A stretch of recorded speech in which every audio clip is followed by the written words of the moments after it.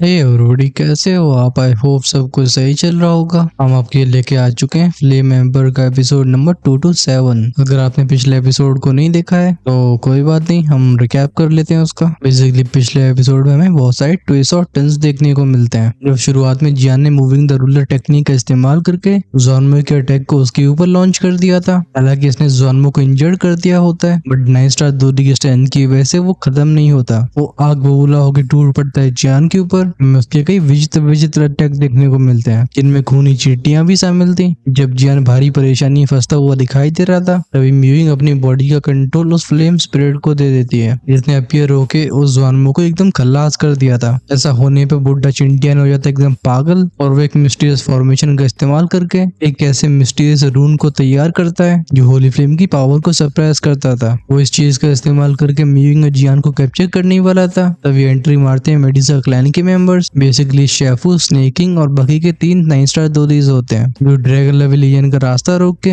जियान की टोली को मेडिसा क्लैन जाने के लिए बोल देते हैं। अंत में जाके वो भी गायब हो गए थे। बुड्ढा चिंटियन और उसके टीम मेंबर्स बस दांती मीचते रह जाते हैं। कुछ इस तरीके से शोहे टाउन वाले लफड़े का खात्मा होता है। चलो हम यहीं से शुरू करते हैं नेक्स्ट एपिसोड को। हम इसे मेडिसा क्लैन के ऊपर फोकस करेंगे। सो या लेट्स बिगिन। जो नजारा हमें सबसे पहले दिखाया जाता है वो और कहीं का नहीं बल्कि डेजर्ट का होता है। या वो की आवाजों के साथ वो गर्म हवाएं डांस कर रही होती हैं। एंशिएंट टाइम से डेजर्ट एरिया इंसानों के लिए एकदम फॉरबिडन रहा है, क्योंकि अक्सर जो भी लोग यहाँ आया करते थे उनकी मौत अक्सर भूखमरी, प्यास और थकावट की वजह से हो जाती है। अगर वो तब भी बच जाते हैं तो डेजर्ट के स्टॉर्म्स और यहाँ के मिस्टीरियस क्रीचर्स उन्हें नहीं छोड़ते। इसी वजह से इस जगह को नाम दिया जाता है desert of death. Flame spirit को अपनी बॉडी का कंट्रोल देने की वजह से म्यूइंग काफी ज्यादा थक चुकी होती है। ये थकावट होती है उसकी सोल की। अभी उसके चेहरे के हावभाव कुछ खास अच्छे नहीं होते। वो डेजर्ट एरिया की सनसनाती हुई हवाओं को देख के बोलती है क्या टेरिफाइंग स्टॉर्म है। अभी उसे खाकी फ्लेम ने ढक रखा था, जिस वजह से चारों तरफ चाहे कैसा ही वातावरण हो और म्यूइंग को नुकसान नहीं पहुंचा पाता है। म्यूइंग अपनी थकी हुई आवाज में पूछती है हम जा कहाँ पे रहे हैं। जियान कहते हैं हम पहले मेडिसा क्लैन की टेरिटरी में जाएंगे। जिन सीनियर्स ने हमें रेस्क्यू किया था उन्होंने हमें वहाँ पे जाने के लिए बोला है। मुझे नहीं लगता कि वहाँ कोई हमें खतरा होगा। हालांकि मौत का रेगिस्तान इतना ज्यादा बड़ा होता है या नॉर्मली बड़ी आसानी से रास्ता खोया जा सकता था। अच्छी बात है कि जियान के शरीर में भी टाइलिन की थोड़ी स्नेक ब्लड लाइन होती है, इस वजह से उसे मेडुसा ट्राइब के बारे में मालूम पड़ पाता है। ये लोग फिर से आगे शूट होने वाले होते हैं। हम तो म्यूइंग को वहीं पे थमते हुए देखते हैं। जियान पूछते यिंग क्या हुआ। म्यूइंग चिंता से भरी आवाज में बोलती है मेरा भाई, उनके साथ हुआ क्या है। येंची ने जिस तरीके से अचानक से सबको धोखा दिया होता है, इससे म्यूइंग अभी भी रिकवर नहीं हो पाई थी। म्यूइंग के चेहरे पर हताशा को देख के जियान बोलता है लगता है जब सीनियर येंची को ज़्वाले रॉयल फैमिली वालों ने कैप्चर किया था तो उनके शरीर के अंदर एक इविल पावर को इम्प्लांट किया गया होगा। फिर भले ही हमने उन्हें रेस्क्यू कर लिया हो, मौका मिलने पे सीनियर येंची को इविल पावर कंट्रोल कर लेती है। म्यूइंग कहती लेकिन ऐसा कैसे।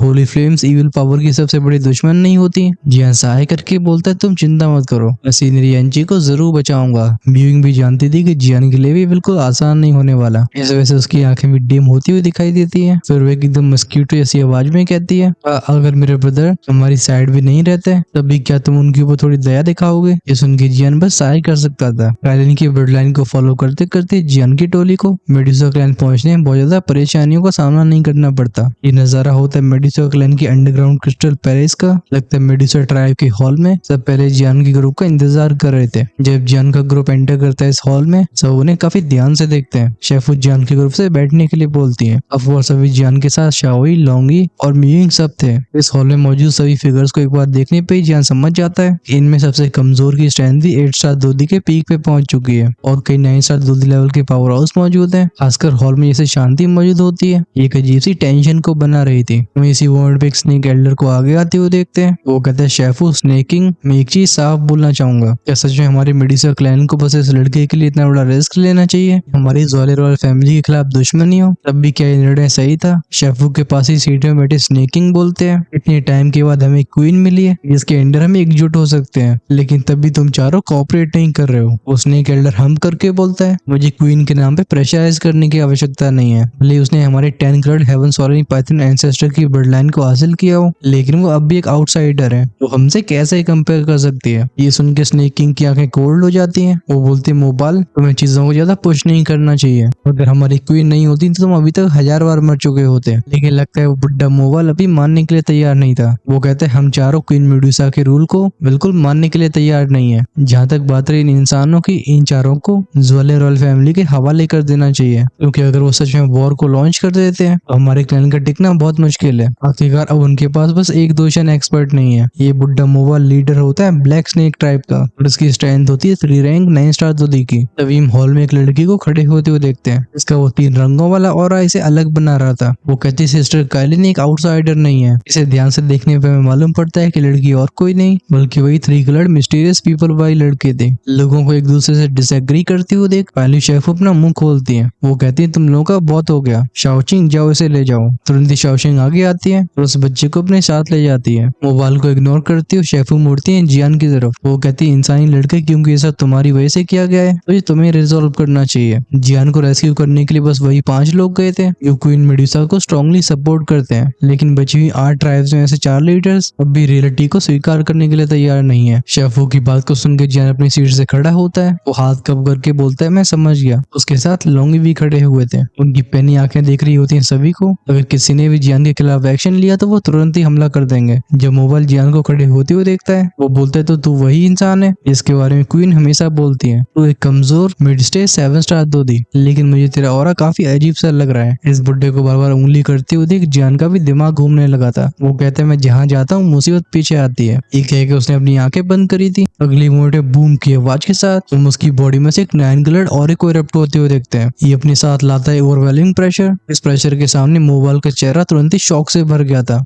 की आवाज के साथ उसके घुटने टकराते हैं जमीन से। ऐसा लगता है कि इनविजिबल फोर्स उसकी खोपड़ी को नीचे दबा के रख रही हो। जियान पैनी आवाज में कहता है अब बोलो क्या तुम्हें अभी कोई परेशानी है? दुखी कोऑर्डिनेट में उसने जो काइलिन के साथ समय बिताया था, काइलिन का एक गिफ्ट तभी उसे मिला होता है। अब यहाँ पे आके वो अपनी असली इफेक्ट्स को दिखा रहा है। वेल एक्चुअली में इसकी खास प्रेजेंस को जियान ने अब तक महसूस नहीं किया होता है। मोबाइल जिस तरह से अपने सिर को उठा के बोलता है ये 9 coloured heaven soling python blood line है। जियान एक हल्की स्माइल के साथ बोलता है बिल्कुल सही, और हाँ जिसे तुम क्वीन कहते हो वो मेरी वाइफ है। ये शब्द बस मोबाइल के लिए थंडर क्लैप जैसे नहीं होते हैं बल्कि हॉल में मौजूद सभी लोगों के दिमाग में भी बॉम्ब फट गया होता है। लोग स्टैंड आवाज में कहते हैं क्या? वैसे इन सभी के चेहरे के शौक को समझा जा सकता था। उनकी क्वीन जिनकी स्ट्रेंथ 1 स्टार द इमोर्टल के पीक पे होती है तो फिर वैसे कमजोर इंसान को अपना हस्बैंड कैसे बना सकती है? ऐसा सोचना ही लोगों के लिए एकदम अब्सर्ड लगता है। ये शब्द पूरे मेडुसा क्लैन में खलबली मचाने के लिए काफी थे। मेडुसा क्लैन में शादी की बातें इंसानों से थोड़ी अलग होती है। यह फीमेल्स हमेशा स्ट्रॉन्ग मेल्स को चुनती है, इसलिए इन स्नेक पीपल को जियान के शब्दों में भरोसा नहीं होता है। वैसे सही कहा जाए तो इंसानों में भी यही होता है। चलो हम लौटते हैं वापस टॉपिक पे। हालांकि मोबाइल क्वीन मेडुसा के रूल को मानने के लिए तैयार नहीं था, लेकिन काइलिन के पास जो ब्लड लाइन थी उसे मोबाइल भी गॉड की तरह देखता था। एक कमजोर इंसान के मुंह से इन शब्दों का बाहर आना ये मोबाइल की फ्यूरी को जगा देता है। मोबाइल कहता है लड़के क्या तुझे पता है कि इसकी वजह से तेरी जान भी जा सकती है? जियान अपने सिर को हिला के अपनी फोकस को शेफू के ऊपर ले जाता है। वो कहता है मुझे लगता है शेफू आपको ये मालूम होगा। हालांकि शेफू के चेहरे पे काफी कॉम्प्लिकेटेड एक्सप्रेशंस होते हैं। वो तभी नोट करके बोलती हाँ ये सच है। इस मामले के बारे में क्वीन ने मुझे खुद बताया था। वैसे शेफू के अंदर भी कुछ डाउट्स होते हैं, लेकिन जियान के शरीर से बाहर आने वाले उस ऑरे की वजह से वो भी अंदर से काफी कॉम्प्लिकेटेड फील करती हैं। शेफू की कंफर्म करने के बाद भी 8 मेडुसा ट्राइब के लीडर्स ये मानने को तैयार नहीं होते हैं। वो समझ नहीं पा रहे थे कि क्वीन ऐसे कमजोर इंसान को क्यों चुनेंगी। जियान कहता है तुम लोगों के मानने से कोई फर्क नहीं पड़ता, सच्चाई को कोई नहीं बदल सकता।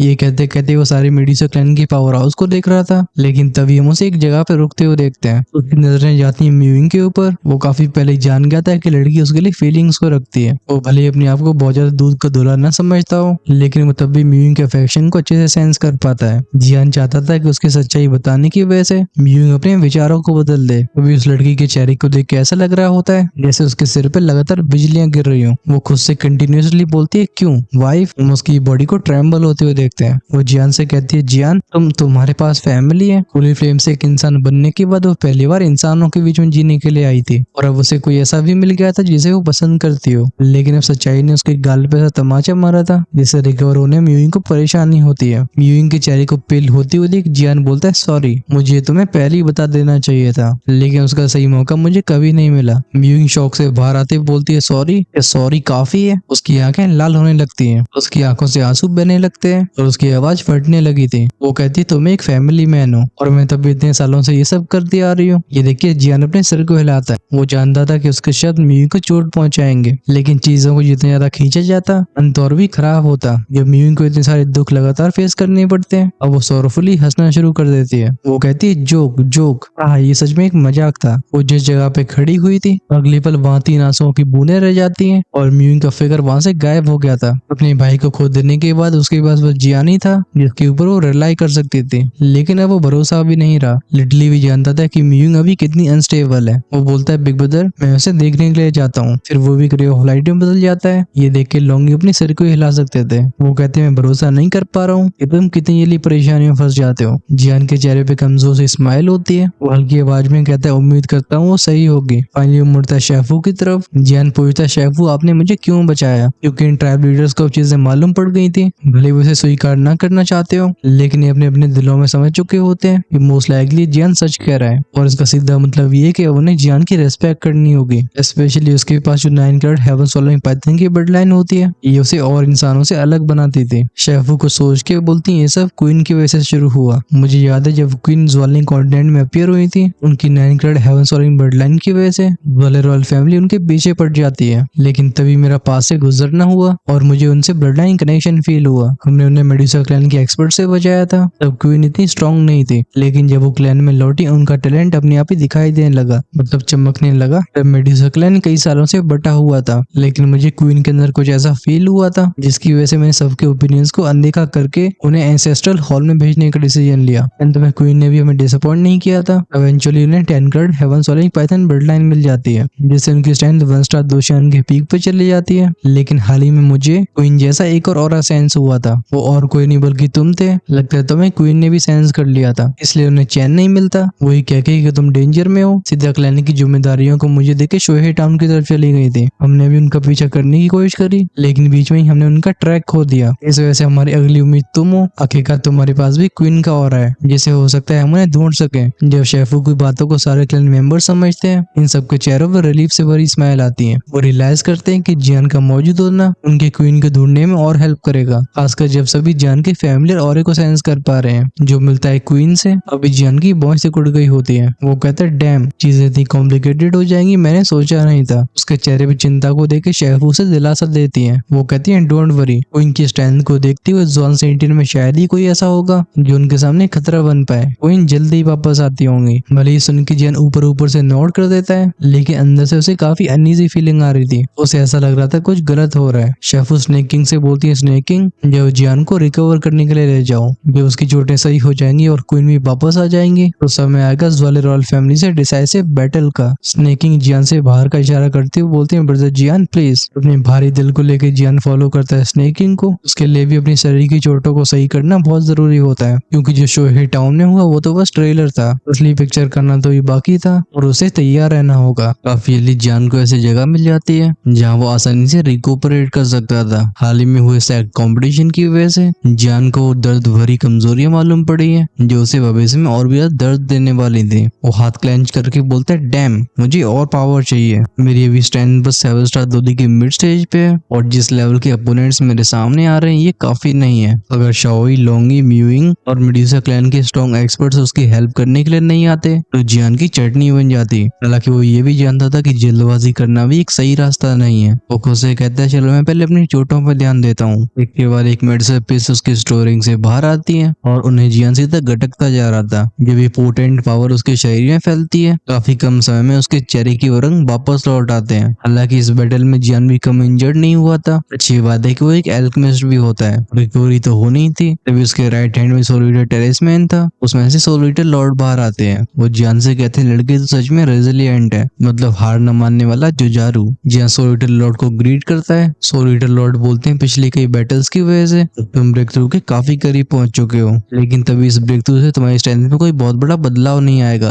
अगर तुम सच में बढ़ाना चाहते हो अपनी स्ट्रेंथ को, वो स्माइल के साथ बोलते हैं तो तुम्हें एक और फ्लेम की जरूरत है। ये सुन के अचानक से जियान के चेहरे पे एक्साइटमेंट भर जाती है। वो अपने हाथ में बुलाता है इस ब्लू कलर के होल फ्लेम क्रिस्टल को, जो घोस्ट फेस सोल फ्लेम का क्रिस्टल होता है। हालांकि इस चीज में से अभी कोई इंटेंस एनर्जी फ्लक्चुएशंस बाहर नहीं आ रही होती है, लेकिन इसके अंदर किस लेवल की स्ट्रेंथ मौजूद है जियान उसके ऊपर डाउट नहीं करता। ये ghost face soul flame 36 holy flames में से 24वें नंबर पे आते थे। इससे होने वाले फायदे एकदम साफ होते हैं। सोलिटर लॉर्ड बोलते हैं इसे डिवावर करने की कोशिश करो। जियान जो कि क्रॉस लाइक पोजीशन में बैठा होता है, वो अपनी आंखें बंद करके फ्लेम मंत्रा को एक्टिवेट करता है, जो उसकी बॉडी में स्पेशल एनर्जी सर्कुलेट करती है। जवाब में उस क्रिस्टल में से वेंग वेंग की आवाजों के साथ एक तेज चमक बाहर आती है। लगता है क्रिस्टल डिवावर नहीं होना चाहता। जियान दांती में इसके बोलता है डैम इट। सोलिटर लॉर्ड भी ये देख के अपने सिर को हिलाते हैं। वो कहते हैं मैंने सोचा ही था। जियान जियान डिवावरिंग प्रोसेस को छोड़ के पूछते हैं सीनियर क्या हुआ है। सोलिटर लॉर्ड के हिसाब से ये मामला ब्लड डीमन से जुड़ा हुआ है। जियान पूछता है गॉरफिन। सोलिटर लॉर्ड बताते हैं हाँ गॉरफिन, जैसे हमने ब्लड रिवर में खत्म किया वो गॉरफिन की बस आधी बॉडी थी। मुझे लगता है जब तक हम उसकी बची हुई पावर को भी खत्म नहीं करते हैं ये होली फ्लेम क्रिस्टल तुम्हें अपना अप्रूवल नहीं देगा। आखिरकार इसी होली फ्लेम ने उस गॉरफिन को डीमन सप्रेशन टेरिटरी में सरप्राइज करके रखा था। जियान नोट करके बोलते हैं मैं समझ गया, चलो तो फिर हम उसका वेट करते हैं। वो इस क्रिस्टल को फिर से रखने वाला होता है तभी इसमें से एक नीली रोशनी बाहर आई थी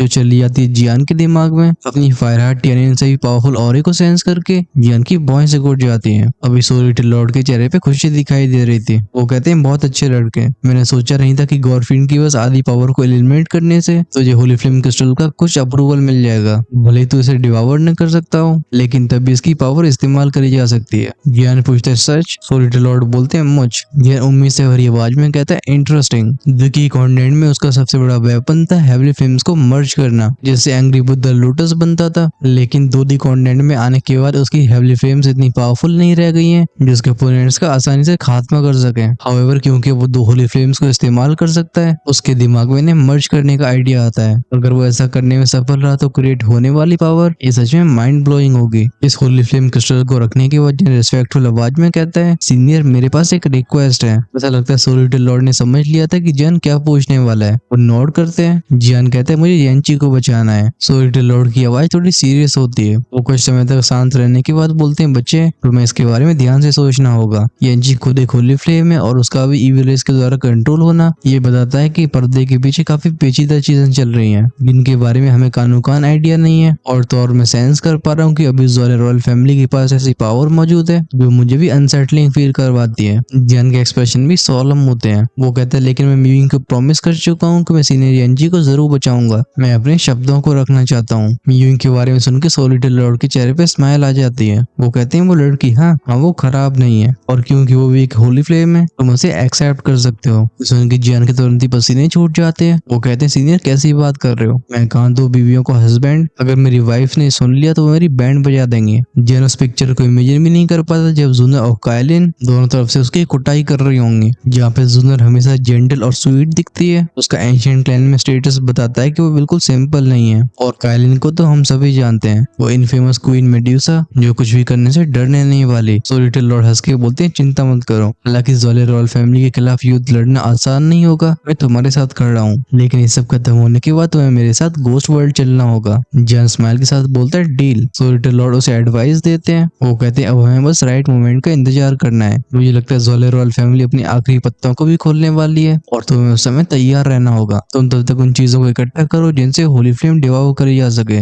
जियान नोट करता है। अच्छी बात है कि इस 24वें नंबर की होली फ्लेम को डिवाओ करने के लिए उसने पहले ही तैयारियां कर ली थी, तो बस रिफाइन करने की रह गई होती वो शूशंग डैन जिसमें जियान तुरंत लग जाता है। हाउएवर जब जियान का पूरा फोकस इस तरफ था, मेडिसो क्लैन की टेरिटरी से जस्ट बाहर कुछ अलग ही हो रहा होता है। वशिंग आवाजों के साथ स्पेस को चीरते हुए दो फिगर तेजी से आगे बढ़ रहे होते हैं। ऑफ कोर्स म्यूइंग और शाओई थे। म्यूइंग के करीब जाने के बाद शाओई पूछते हैं म्यूइंग ये तुम क्या कर रही हो। हालांकि शाओई भी अपने मन ही मन में जानता था कि जियान ने म्यूइंग के साथ गलत किया है। दिल के मामलों में उसे कुछ ज्यादा अनुभव नहीं होता है, इसलिए लिटरली की कोशिश होती है सिचुएशन को बेटर करने की। म्यूइंग पीछे मुड़ के बोलती है क्या तुम मुझसे पूछ रहे हो कि मैं ऐसा क्यों कर रही हूँ? क्या तुम नहीं देख पा रहे कि मैं जियान के लिए कैसा फील करती हूँ? मैंने उसके लिए सब कुछ किया, लेकिन अंत में जाके मुझे मालूम पड़ रहा है कि उसके पास एक फैमिली है। क्या वो मुझे ये पहले नहीं बता सकता था? म्यूइंग बोलती है रिडिकुलस। उसकी ये वाइफ दुख से भरी होती है। बस जियान ने शी इज माई वाइफ बोल के म्यूइंग से अपना पड़ला झाड़ लिया होता है। शाओई कहते मैं जानता हूँ कि मेरे भाई की गलती है और कंपनसेशन के रूप में हम सीनियर यांची को रेस्क्यू करने में पूरी हेल्प करेंगे। इन बातों को सुन के म्यूइंग तेजी से सांसें भर रही थी।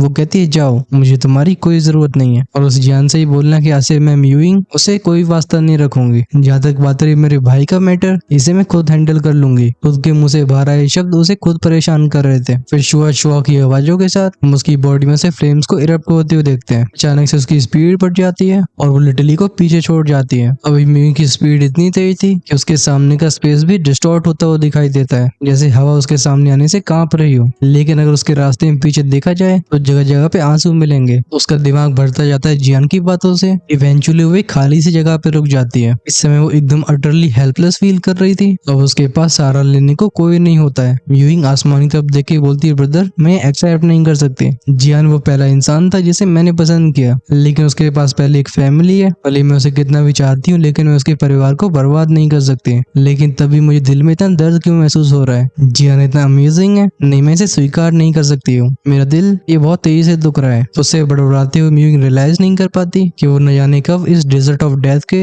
बिल्कुल किनारे पे पहुंच चुकी होती है। ये जगह ज़ोले रॉयल फैमिली की टेरिटरी के बहुत करीब थी। हम बेसिकली इसे उनकी टेरिटरी बोल सकते हैं। म्यूइंग को होश में लाती है कोल्ड आवाज। वो आवाज कहती है, कौन हो तुम और तुमने मेरी मेडुसा क्लैन की टेरिटरी में एंटर करने की कैसे हिम्मत करी? वैसे म्यूइंग का दिमाग फटा जा रहा था। वो बिना अपने सिर को उठा के बोलती, तो अपने काम से काम रखो। तो जिस मोमेंट में शब्द उसके मुंह से बाहर आए होते हैं उसे एहसास होता है कि नहीं, कुछ तो गलत है। जो अपनी नजरों को ऊपर उठाती है, देखने वाले नजारे ने उसके दिल को टाइट कर दिया होता है। उसके सामने होती है एक औरत जिसका ऑरा एकदम इंचेंटिंग होता है, खासकर उसकी आंखों को लुभा देने वाले कर्व्स। ये म्यूइंग को भी जेलस फील करवा रहे थे। लेकिन जिस चीज ने म्यूइंग को सबसे ज्यादा अलार्म किया था वो उस औरत का टैन कलर्ड ऑरा होता है जो उसके चारों तरफ घूम रहा था। म्यूइंग के एक्सप्रेशन सीरियस हो जाते हैं। काफी जल्दी अपने मन को शांत करती हुए म्यूइंग बोलती है, आखिर तुम हो कौन? ऐसी सुनसान खतरनाक जगह में उसे बिल्कुल चौकन्ना रहना होता है, स्पेशली क्योंकि वो खुद एक होली फ्लेम होती है। वो जानती थी कि उसके ऊपर कितने बड़े खतरे हैं। म्यूइंग के सवाल को सुनकर वो सामने फ्लोट कर रही औरत बोलती है, मैं मेडुसा क्लैन की क्वीन हूँ और तुम? ऑफ कोर्स एक कायलिन के अलावा और कौन हो सकता था? ओरिजिनली वो जियान की हेल्प करने के लिए सीधा शोहे टाउन जा रही थी, लेकिन तभी उसका सामना हो जाता है ज़ोले रॉयल फैमिली के एक्सपर्ट से, जिसकी वजह से उसके प्लान थोड़े डिले हो जाते हैं। जो वो सेंस कर लेती है कि जियान सेफली वापस लौट रहा है, वो भी वापस लौटने का डिसीजन लेती है। अनएक्सपेक्टेडली उसका सामना इस लड़की से हो गया। कायलिन ने तुरंत ही म्यूइंग के ऑरे में से वो जियान के ट्रेसेस सेंस कर लिए थे,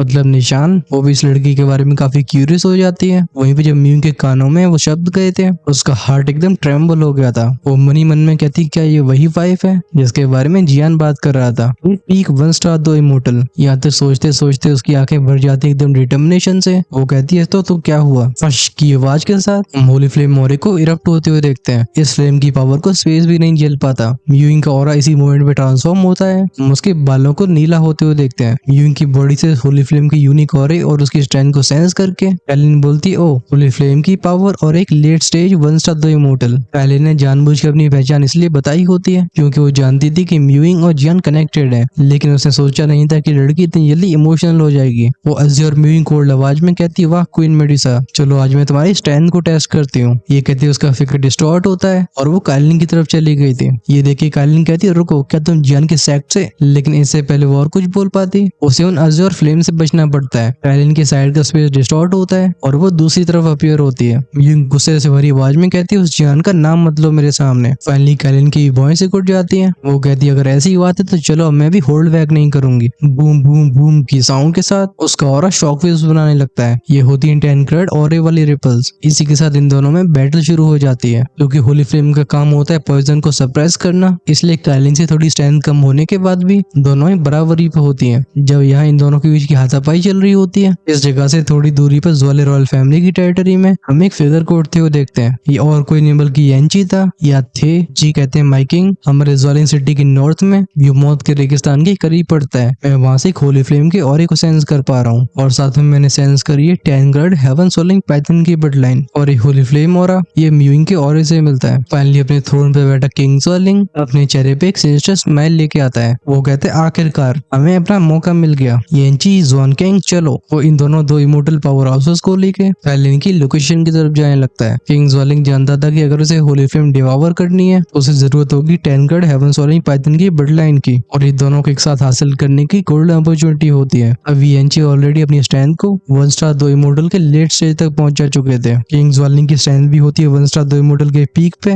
वहीं पे जहाँ तक बात है ज़ोनकेंग की, जो ऑफ कोर्स उसका एंसेस्टर होता है, वो एक 2 स्टार 2 शैन लेवल का पपेट होता है जिसकी चाबी थी किंग ज़ोलिंग के हाथों में। चलो हम वापस से लौटते हैं बैटल फील्ड में। और दूर से देखने में भले ही दोनों के बीच की बैटल काफी इंटेंस लग रही हो, लेकिन कायलिन जानबूझ के म्यूइंग के ऊपर खतरनाक हमले नहीं कर रही होती है। आफ्टर ऑल वो बस इतना जानती थी कि म्यूइंग जियान के सेम सेक्ट में से है। वो फिर से अपनी टैन कलर्ड ऑरे को इस्तेमाल करके खुद को डिफेंड करके बोलती, क्या तुम पागल हो गई हो? जवाब में म्यूइंग एक और अज़र आखिरी गोले को आगे फेंक देती है। वो कहती, ये लो। और हाँ, मैं बिल्कुल पागल नहीं हूँ। मैं ऐसा बर्ताव क्यों कर रही हूँ ये तो अपनी हस्बैंड से पूछ सकती हो, लेकिन मेरी डाउट है कि तुम्हें चांस मिलेगा। जब लड़की बिल्कुल हार मानने को तैयार नहीं होती है, कायलिन उसे बोलती है, लगता है इसका दिमाग घूम गया है। चलो मैं पहले से सरप्राइज करती हूँ, क्योंकि मुझे लगता है अब तक ज़ोले रॉयल फैमिली ने हमारी बैटल को नोटिस कर लिया होगा। ये कहते उसके पीछे का स्पेस डिस्टॉर्ट हुआ था और वो टैन कलर्ड ऑरा जिसमें से 2 कलर तेज चमक चमक रहे होते हैं वो गोल गोल घूमने लगता है इस ऑपरेसिव जहरीली हवा को सेंस करके। मियुंग कहती तो ये वो लेजेंडरी पावर है। अभी काइलिन की आंखें भी रंग बदल रही होती है। वो मियुंग की तरफ इशारा करके बोलती 10 colours power, 1 colour seize the sky. तुरंत ही उसके पीछे के 10 कलर हैलो में से एक रोशनी बाहर आ जाती है। ये किसी सैलाब की तरह जाती है मियुंग की तरफ। इस अटैक में से मियुंग को किसी तरीके का किलिंग इंटेंट सेंस नहीं होता है, बल्कि ये होती है प्योर सप्रेशन पावर। लेकिन तब भी उसके एक्सप्रेशन ट्विस्ट हो गए होते हैं। वो कहती है तो तुम्हें लगता है कि तुम मुझे सप्रेस कर सकती हो। अगले मोमेंट में दो पफ पफ की आवाजों के साथ दो अज़्योर फ्लेम के गोले मियुंग की चारों तरफ चक्कर लगाने लगते हैं। जब काइलिन का अटैक उसके पास आया था, बैंग बैंग बैंग की आवाजों के साथ हम उसे बीच में ही फटते हुए देखते हैं। ऐसे सीन को देख के काइलिन के एक्सप्रेशन भी डार्क होने लगे थे। अगर मियुंग के ऑरे में जियान का ऑरा नहीं मिलता तो काइलिन इस लड़की को अब तक कैसे झेलती। खैर भली वो किलिंग इंटेंट ना दिखा रही हो, वो अज़्योर मियुंग पूरे किलिंग इंटेंट से भरी होती है। वो चीख के बोलती क्वीन मेडुसा, जियान ने जो मेरे साथ किया उसकी कीमत तुम चुकाओगे। लेकिन अगले पर उसके फेस एक्सप्रेशन ट्विस्ट होने लगते हैं। वो स्ट्रगलिंग वॉइस में बोलती नहीं ऐसा नहीं। उसकी आवाज और भी कम होती जाती है। अंत में सुनाई देती है वो जियान की वाइफ है, हम उसके साथ ऐसा नहीं कर सकते। लगता है ये थी रियल मियुंग। अब फिर से आ जाती है वो अज़्योर फ्लेम स्पिरिट। वो खुद से बोलती है कि तुम भूल चुके हो कि उसने तुम्हारे साथ क्या किया है, तुम तब भी उसे जाने देना चाहती हो। उसकी एक आंख और एक बाल फिर से अज़्योर से काले हो जाते हैं। असली मियुंग कहती जब तक वो सेफ है मुझे किसी चीज का कोई अफसोस नहीं है। ये कह के लगता है असली मियुंग ने उस फ्लेम स्पिरिट से फाइट करनी शुरू कर दी थी, क्योंकि उसके चारों तरफ का होली फ्लेम और एकदम फ्लक्चुएट करता है। अगले मोमेंट में पफ्ट की आवाज के साथ मियुंग के मुंह से खून बाहर आया था और वो हवा में ही कोलैप्स हो जाती है। अच्छी बात है कि इससे पहले वो जमीन को छू पाती उसे काइलिन ने पकड़ लिया था। इस लड़की के पेल एक्सप्रेशन को देख के काइलिन समझ नहीं पाती कि वो क्या बोले। वो मन ही मन में कहती लड़की ये सच में कुछ है, पता नहीं जियान ने इसके साथ क्या किया है, लेकिन जो भी है वो सीरियस होगा। लगता है मेडुसा क्लैन में वापस लौटने के बाद मुझे उसकी अच्छे से क्लास लेनी होगी। वो ये कह के जस्ट पीछे मुड़ने वाली होती है, तभी उसके ऊपर का स्पेस एकदम डार्क होने लगता है। इसमें से निकलते हैं कई लाल रंग के टेंट्रिकल्स, जैसे ऑक्टोपस के टेंटिकल्स होते हैं, कुछ ऐसी चीजें। ये देखिए काइलिन के एक्सप्रेशन चेंज हुए थे। वो बोलती है फॉर्मेशन और ये पावर इविल रेस की है। उसे रिएक्ट भी करने का समय नहीं मिला था और चारों तरफ के एरिया को लॉक कर दिया जाता है। सुनाई देती एक जानी पहचानी सी आवाज। वो चिढ़ाती हुई आवाज बोलती क्वीन मेडुसा तुम इस बार मेरे चंगुल से बच नहीं पाओगे। आखिर काइलिन इस आवाज को कैसे बोल सकती थी। वो कहती है किंग ज्वालिंग। वॉइड में से बाहर आने वाला किंग ज्वालिंग अभी पूरी तरह से कॉन्फिडेंस से भरा हुआ था। आखिरकार उसके पीछे तो एक्सपर्ट्स होते हैं, वही कॉन्फिडेंस दिलाने के लिए काफी थे। किंग ज्वालिंग बोलता है क्वीन मेडुसा तुम्हें सरेंडर कर देना चाहिए। किंग ज्वालिंग के राइट साइड में खड़ा हुआ एक फिगर जब मियुंग को देखता है एक पल के लिए उसकी बॉडी ट्रेम्बल हो गई थी, लेकिन फिर से उसकी आंखें रेड हो जाती है। उससे बोलती डैम हम मेडुसा ट्राइब से काफी दूर आ चुके हैं। उसके एक्सप्रेशन और भी डार्क इसलिए होते क्योंकि अगर वो अकेली होती तो इन रिस्ट्रिक्शन से बाहर जाना उसके लिए बहुत बड़ी बात नहीं थी, लेकिन अब उसे मियुंग को भी संभालना था। चीजें हो चुकी होती हैं बहुत ज्यादा कॉम्प्लिकेटेड। अभी किंग ज्वालिंग बोलता है डार्क बैट्स बाहर आओ। कई चिची की आवाजों के साथ शेडोज में से इविल ऑरा इरप्ट हुआ था। ये फॉर्म ले लेता है कई चमगादड़ों का जो काइलिन की तरफ बढ़ गए थे। जब काइलिन सुनती है उन स्क्रीचिंग आवाजों को वो समझ जाती है कि चीजें बहुत रिस्की हो चुकी हैं। उसके द्वारा टेक्निक यूज करी जाती है स्पेस ट्रांसफर। उसके हाथ का एक स्लाइस स्पेस को चीर देता है, लेकिन इससे पहले स्पेस क्रैक खुल पाता किंग ज्वालिंग के पीछे का एक क्लोक्ड फिगर आगे आता है। इस पूरी फॉर्मेशन में गूंजती है उसकी मैजेस्टिक आवाज। वो बोलता है कंडेंस। एक ही पल में काइलिन की वो टेक्निक शैटर हो जाती है और उसका दिल बैठ गया था, क्योंकि अगर कोई उसकी पीक 1 स्टार 2 इमोर्टल की स्ट्रेंथ को भी इस तरीके से सरप्राइज कर सकता है तो उसकी पावर जरूर 2 स्टार 2 इमोर्टल या उससे ऊपर होगी। किंग ज्वालिंग और उसके दोनों सबऑर्डिनेट्स फाइनली अपनी पावर को फॉर्मेशन में भेजते हैं, जिससे उन डार्क बैट्स का ऑरा बढ़ने लगा था और एक काइलिन के फिगर के चारों तरफ एक जाल बना लेते हैं। जब 2 इमोर्टल अपनी पावर को कंबाइन कर रहे हो तो उसके सामने काइलिन की भी नहीं चलती है। फॉर्मेशन में गूंजती है किंग ज्वालिंग की हंसने की आवाज। वो हा हा हा करके बोलता है एक 10 कलर्ड हेवन सोलोइंग पाइथन और एक नई होली फ्लेम। ओ क्या मैं गलत सोच रहा हूँ? अब मेरे पास 2 होली फ्लेम्स होंगी। अपने चेहरे पे से खुशी से भरे एक्सप्रेशन को लेके किंग ज्वालिंग जगह से गायब हो जाता है। उसके साथ गए थे दोनों कैदी। मुझे लगता है अब ये मेरा कहना गलत नहीं होगा कि तुम लोगों ने इस सिचुएशन के बारे में सोचा नहीं होगा, क्योंकि अब तक किसी न किसी कारण से जियान के साथियों को बचा लिया जाता था। अगले एपिसोड में होने वाले कुछ बड़े बड़े काम जिनका मेन फोकस जियान नहीं होगा, लेकिन तभी ऑफ कोर्स बहुत इंपॉर्टेंट और इंटरेस्टिंग होने वाले और ये हमें ले जाएंगे फाइनल वॉर की तरफ। अगर आप उसे मिस नहीं करना चाहते तो चैनल को सब्सक्राइब करके बेल आइकन के बटन को ऑन करके रखो, जिससे रिलीज होते वीडियो सबसे पहले आपके पास पहुंचे। हमारे चैनल की मेंबरशिप लगातार ओपन है। अगर आप नेक्स्ट एपिसोड को शाम को ही देखना चाहते हो तो डेफिनेटली बन सकते हो इसका हिस्सा, और अगर ऐसे ही पेट नहीं भरता है रहना चाहते हो 2 या 3 एपिसोड हमेशा आगे तो अपनी मेंबरशिप लेवल्स को इमोर्टल एम्परर या उसके ऊपर अपग्रेड कर सकते हो। ज्वाइन का बटन चैनल की होम पेज और सब्सक्राइब के साइड में मिलेगा, लेकिन इससे पहले आप उसे चेकआउट करने जाओ। आपको ये एपिसोड कैसा लगा है कमेंट्स कमेंट्स में लिख के जरूर बताना, हम उसे जरूर रीड करेंगे। So yeah that's it for this video. I hope to see you again.